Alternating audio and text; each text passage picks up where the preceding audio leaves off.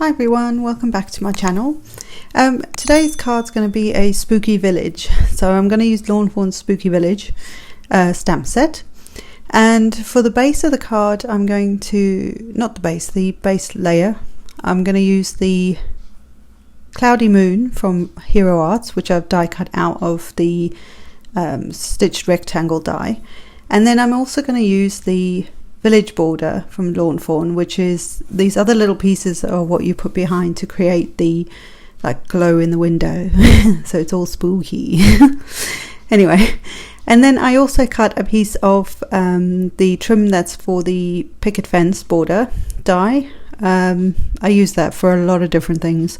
In this case, it's going to act as a road, and I'm also going to use a standard A2 size card, which is 4 1/4 by 5.5.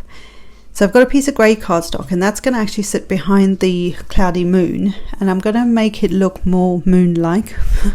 So I've picked a couple of oxides. I've got seedless preserves at least, and wilted violet, and I'm just going to go around in a circle on the card and until I get the colour how I want it. So I'm starting with the seedless preserves, and then I'm going to use the wilted violet around the outside of it just to create that moon-like look. I just thought the purples would make a good colour combo with the navy cardstock, and also the village is in black, so it just, the combo I just thought worked really well. I also will go back and forth without re-inking the brushes, so that I, just to get the blend really nice, and then also dark enough so that it's, just until you're happy with it. That's all you're doing. You go back and forth, back and forth. Bear in mind that this grey cardstock isn't a watercolor paper, and I, in hindsight, I could have used that, but I just thought the grey would also mute down the brightness of the colors. So even though I'm spritzing it with water, and then I'm going to take off the excess, you need to just let it dry, because it won't react. I mean, it reacted really well. The actual colors reacted and the water reacted with it really well, but the actual cardstock will probably warp quite a bit. I've also got like a mini spritzer. This is that's a long story, but it's not a mini mister like you can get out on the market. I may do with something else, but it just gets a finer mist on there, so there's smaller droplets, and I just kept doing that until I was happy that it looked more like a moon, basically. So on the panel that is where the moon, what's it called? The Cloudy Moon die from Hero Arts is, I've got a tiny strip of black that I actually used the Lawn Fawn stitched rectangle die to cut that edge out, and then I trimmed it to the size that I needed, and that way I've got stitching all the way around the edge of that panel. I know you can't see it so well because it's dark cardstock on dark cardstock, so it's quite hard to see.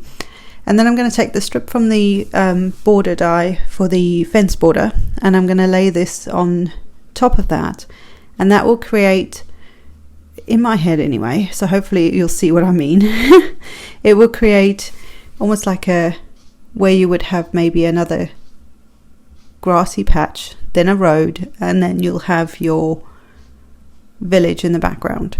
So that's kind of the idea.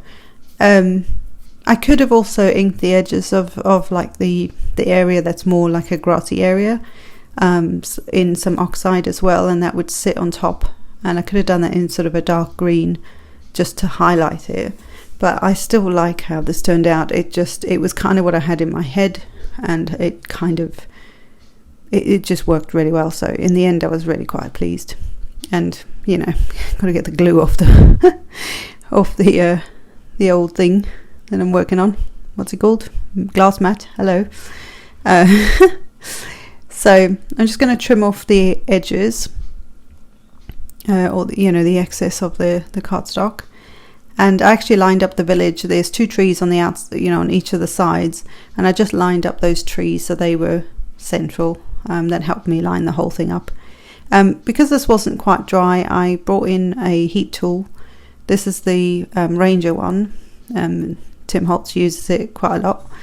I think it's originally was his one. I'm not sure.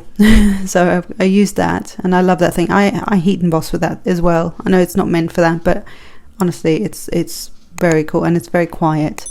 My other heat tool tends to be a bit loud, so I don't like it as much. But they do the job. So I'm just getting some wet adhesive around the edge, and then I'm just going to line up that grey panel so that my moon then is stuck in place. And it just looks so cool. I just think it looks very cool.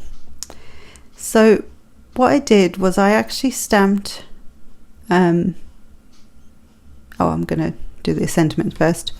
I actually stamped the images onto some cardstock, and then I cut them out with my brother Scan and Cut, and then I coloured them in. I didn't do the colouring on screen. I thought I'd try and save a bit of time for you guys, because there's a lot of little images and it's the same colours repeated.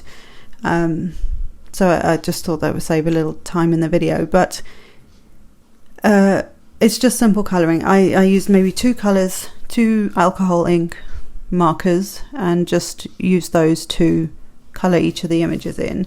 And I stuck with the same sort of palette. So there was a green, an orange, purple, and a bit of yellow, I think, and maybe a dark grey.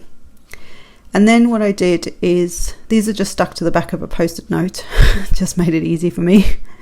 And for the sentiment, I actually put that in the middle of the moon there.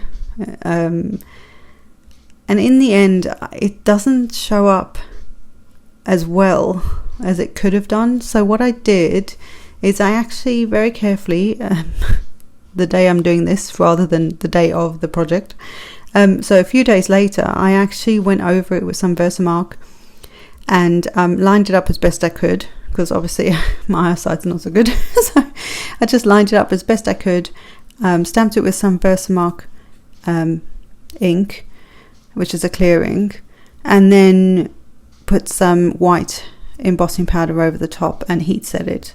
It did warp my card in the end, so you'll see if you wait till the end, there's some photos of it where I've heat embossed it with some white embossing powder, and it makes a big difference. And I think it was definitely the thing I should have done in the first place. But you go with these things, so never think that you've got a project that maybe isn't quite right. You can always fix it. There's always a way to fix it so that it's what you want in the end. And excuse me. And so, and the reason I decided on that, one was because it doesn't show up as well, and 2, there's a lot of white edges around all my cut images, and there was no other white anywhere else on this project. So there were 2 ways of doing this. One was to heat emboss it with white, like I did. Another way was to actually go around the edge of each of the images in a black ink or a very dark grey. I tried it off screen with the bats, and the bats then don't show up, so that's why I left the white edge. But that would be good if you weren't using the bats, or if the bats were, maybe you had a little die that you actually cut out the bats so that they don't lose their shape. Then you could do it that way, and stick them on it that way instead, and then the other images with the white around the edge could then have a dark edge rather than the white one. So yeah, there were 2 ways of doing that. In the end, I just went with the white embossed sentiment, which you'll see at the end. But it's whatever you find is going to work for you. This is just what worked for me. And I actually, in the end, my camera dies in a second. Bam. So I sort of lost time on all this other stuff I did.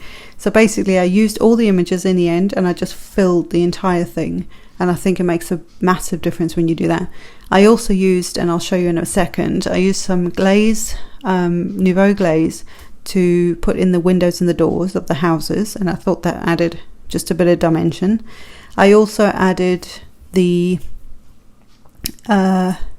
what's it called, the shimmer pen, Nouveau shimmer pen, onto, I actually used it to splatter the background and also on the pumpkins. So all the pumpkins got shimmered, and then I believe maybe the bats and the ghosts got that as well, and I think the ghosts, I haven't got it near me.